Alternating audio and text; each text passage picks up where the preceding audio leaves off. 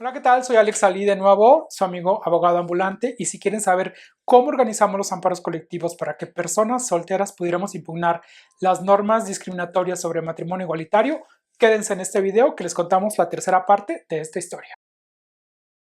En el primer video abordamos cómo la Suprema Corte validó la reforma que la Asamblea Legislativa del Distrito Federal aprobó en 2009 en la Ciudad de México. Ahí justo vimos que se discutió si esa reforma violaba o no derechos humanos, violaba o no la Constitución, y que como la Corte dijo que esa norma era totalmente válida porque buscaba justo el garantizar la igualdad para un grupo de población que hasta ese momento estaba siendo excluida del acceso al matrimonio. Hablamos claramente de la población LGBTIQNB+. Esa fue la primera discusión de la Corte sobre matrimonio igualitario, en donde validó esa reforma. La segunda discusión de la Corte sobre matrimonio igualitario fueron con los amparos que promovimos desde Oaxaca, en donde a 3 parejas les negaron el matrimonio porque en ese momento el Código Civil en Oaxaca definía también el matrimonio como la unión de un solo hombre y una sola mujer. Pero la historia sobre el matrimonio igualitario no termina ahí. Hay una tercera parte que es lo que veremos en este video. Porque justamente después de tener la sentencia de 2010 de la Suprema Corte, después de que se avanzara con estas decisiones en diciembre de 2012 sobre Oaxaca, pues ahora surgía la pregunta de si solo las parejas a quienes les negaran el matrimonio podían impugnar esa norma que era discriminatoria. Dijimos, bueno, en serio, tenemos que ir a casarnos, que nos digan que no, para entonces esa discriminación se proyecte sobre nosotros como parte de la población LGBTIQNB+. Habemos personas en donde el matrimonio hasta ahora no se configura como parte de nuestro proyecto de vida, pero eso no significa que esas restricciones sobre acceso al matrimonio no nos afectaran, porque claramente como parte de la disidencia sexual de género, pues había algo ahí que esa norma nos negaba ciertos derechos. Es decir, que aunque quisiéramos, no podíamos y tendríamos que esperar a que nos negaran el acceso a derecho para entonces demandar. Dijimos, algo no cuadra ahí, porque esas normas ya con su sola vigencia tienen cierta afectación. Y analizamos cómo, por ejemplo, una persona heterosexual, pues cumple los 18 años y en automático, sin hacer nada, tiene garantizado la posibilidad de acceder al matrimonio. En cambio, la población LGBTIQNB+, pues aunque cumplamos 18 años y hay una norma que nos restringe y que nos impide el acceso a esos derechos, no vamos a tener esos derechos. Y en ese sentido, a ciertos grupos de población se nos permiten o prohíben ciertas cosas a partir, en este caso, de nuestra orientación sexual. Y dijimos, ahí tiene que haber una posibilidad de que podamos demandar sin tener necesariamente que ir a pedir matrimonio o a solicitar el acceso al matrimonio y que nos lo nieguen. Y ahí surgió otra estrategia de litigio y de nuevo, una estrategia de litigio que surgió desde las necesidades de las entidades federativas que de nuevo no teníamos la misma posibilidad de incidencia política como lo tuvieron los grupos en Ciudad de México, y por eso estas estrategias son tan rescatables. Son estrategias que nos enseñaron al activismo en los estados que podíamos formar nuestras propias estrategias, nuestras propias herramientas para avanzar en el reconocimiento de nuestros derechos. Y entonces empezamos a pensar cómo hacerle. Y había en los últimos años, esto les hablo de 2013, pues había ciertas reformas en ley de amparo y en la Constitución que abrieron algunas puertas para pensar en nuevas formas de litigio. Y ahí aparece un nombre técnico que pues para quienes estudiamos derecho es un poco común, y es el interés legítimo. Es decir, cómo a veces y a través del juicio de amparo se pueden impugnar ciertos actos o ciertas normas cuando todavía no haya un acto de aplicación. Es decir, esas normas todavía la autoridad no las ha ocupado para negarnos a un derecho, pero aún así, con la sola vigencia de esas normas, nos afecta, ¿no? Y eso pasó con el tema de matrimonio. De hecho, esta discusión matrimonio igualitario es algo que le aporta a la discusión jurídica en general y al derecho constitucional de cómo hay normas que con su sola vigencia nos afectan, pero no solo eso, que además son normas de hace décadas. Sabemos que nuestros códigos civiles tenían décadas vigentes y si nos vamos a las reglas del juicio de amparo, pues solamente teníamos o 15 días a partir de que nos negaran el matrimonio o 30 días a partir de que fuera una ley nueva.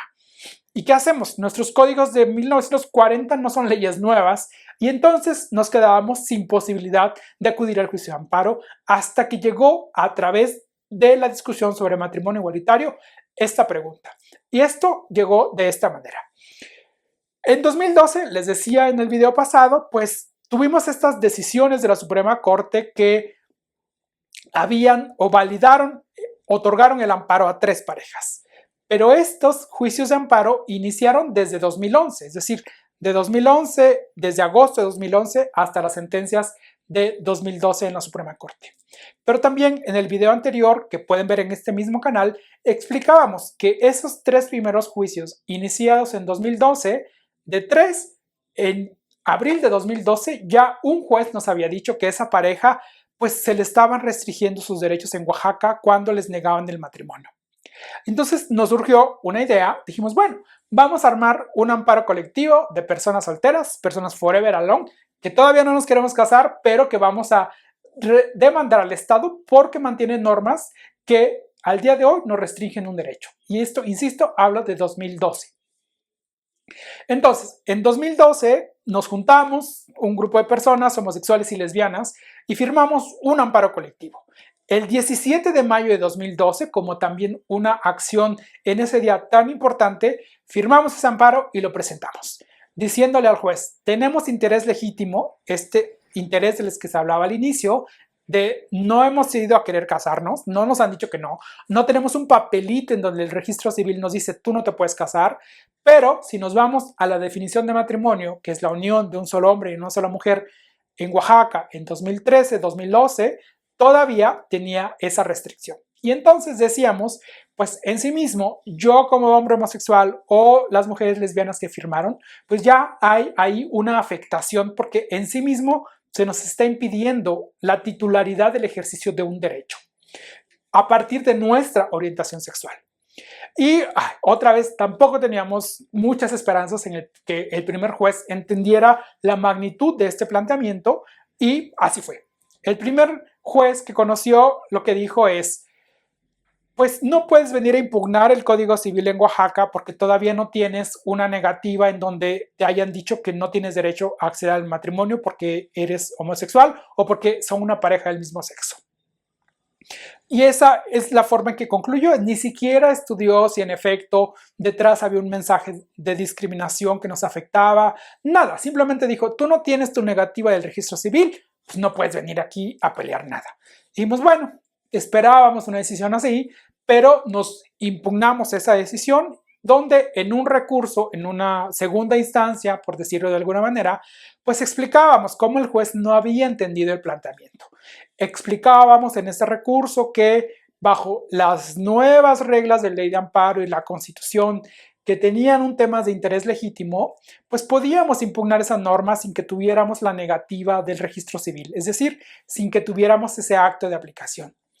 Y pues como este tema del interés legítimo como una posibilidad para acudir otra vez al juicio de amparo era algo muy nuevo, resulta que otra vez resultó de un tema de interés para la Suprema Corte y atrajo este juicio de amparo.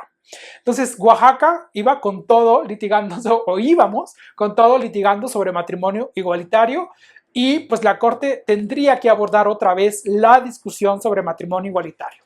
La diferencia es que en este juicio de amparo, ahora pues era solo uno, pues el análisis era que si esas normas que prohíben el matrimonio o que restringen el matrimonio a las parejas del mismo sexo que estaban vigentes en ese año, podíamos reclamarlo quienes nos asumíamos como personas homosexuales o lesbianas sin que tuviéramos que ir al registro civil a casarnos.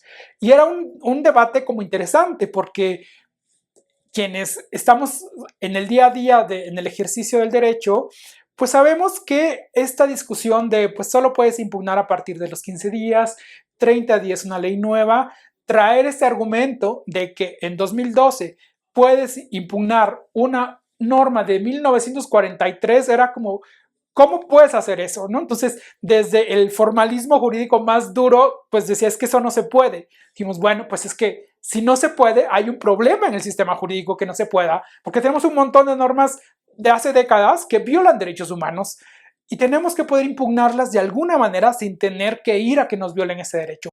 Es una sentencia muy importante en el sistema jurídico, no solamente para matrimonio igualitario, porque aquí el tema, insisto, era definir si esas normas las podíamos impugnar en 2012, cuando nuestro código era de 1943, sin que nos hubieran aplicado esa norma.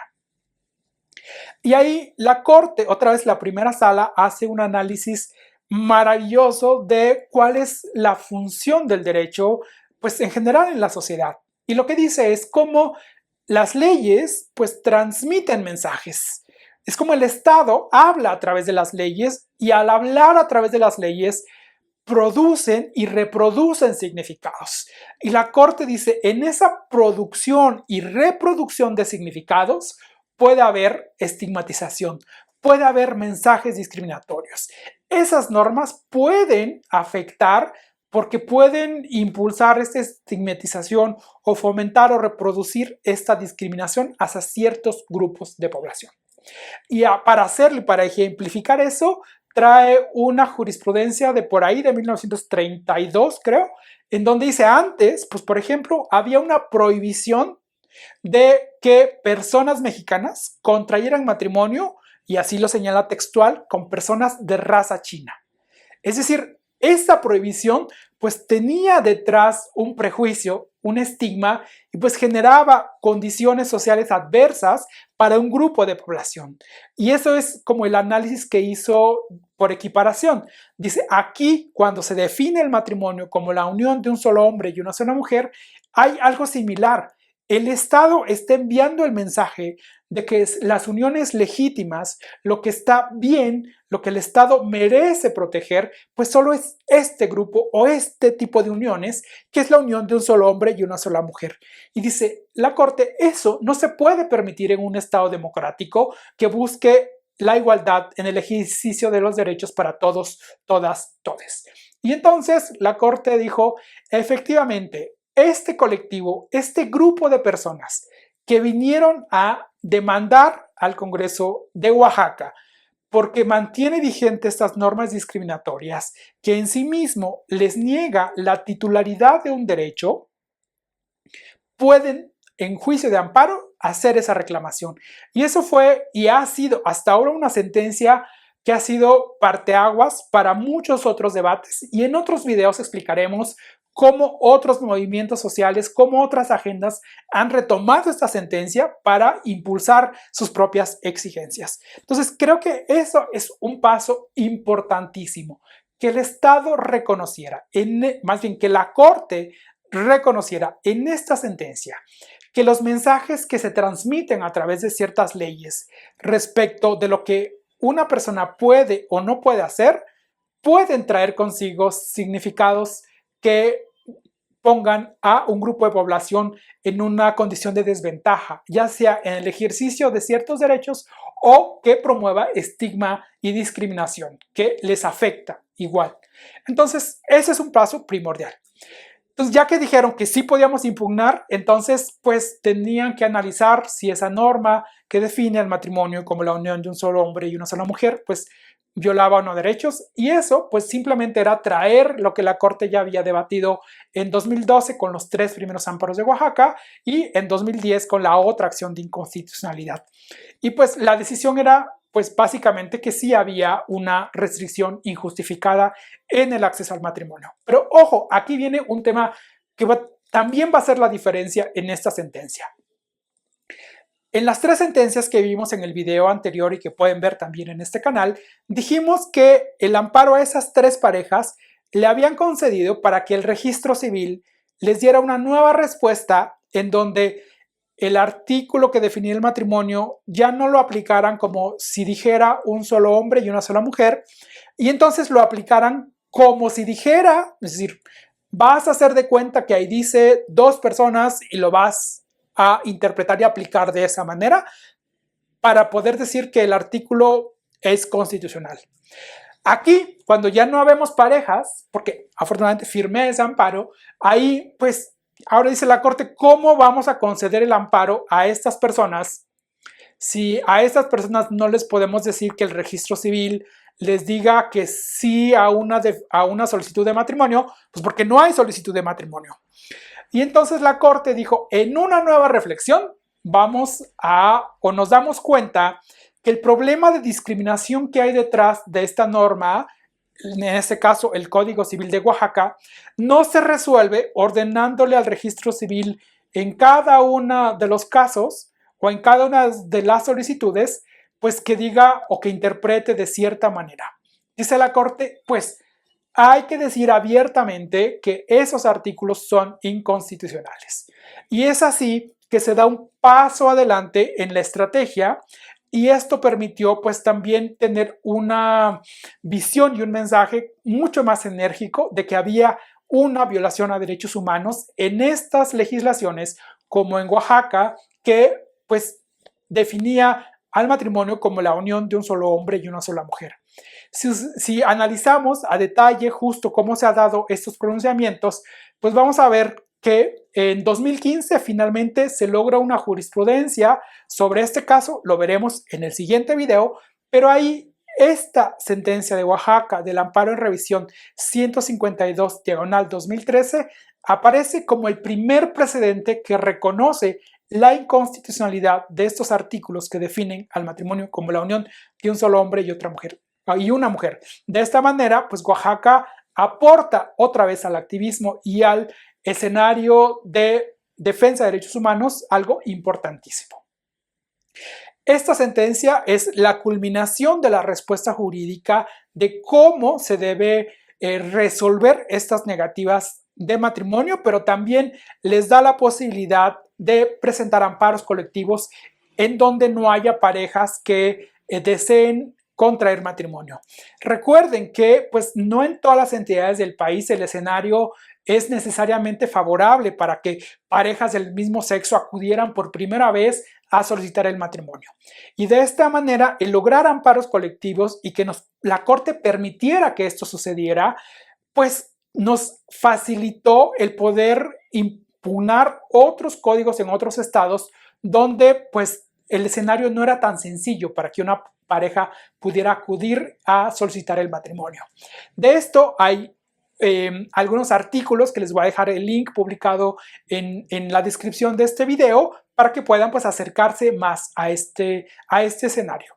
Vamos a ver justo cómo, insisto, con estas decisiones se cierra este primer círculo de discusión y a partir de esto lo que va a suceder es cómo dedicamos a replicar esta estrategia en el resto de los estados. Pero eso lo dejamos para otro video. No olviden dejar sus preguntas, comentarios y suscribirse a este nuevo canal de YouTube donde queremos abordar temas importantes jurídicos para la población LGBTIQNB+, pero para los derechos humanos en general. Nos vemos en la próxima.